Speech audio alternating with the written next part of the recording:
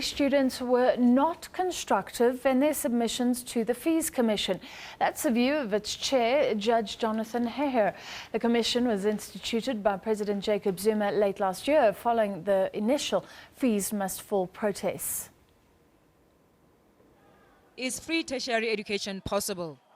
And if it is, how? That's the mammoth task facing this commission. But students' patience is wearing thin, evidenced by widespread protests across campuses this week.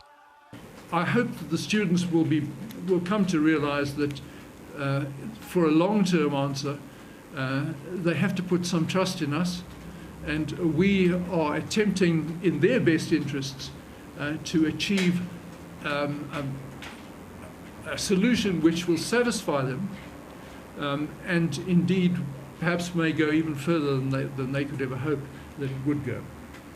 But one has to be realistic.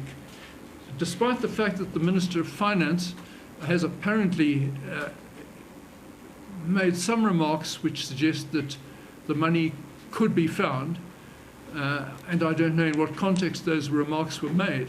Earlier this month, the Commission cancelled scheduled public hearings in Bloemfontein and Kimberley. This after the disruption of its hearings in East London and Cape Town. Free education will have its consequences.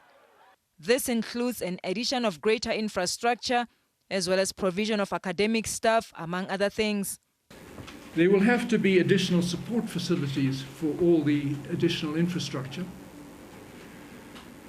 There will have to be added provision of academic and administrative staff.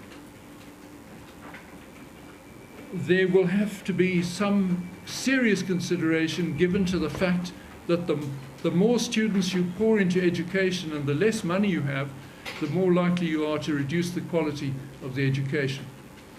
The second phase of the hearings will be held next Thursday. A preliminary report on recommendations will be submitted to the President in November, with the final submission in June next year. Mulimone Muto, SABC News, Pretoria.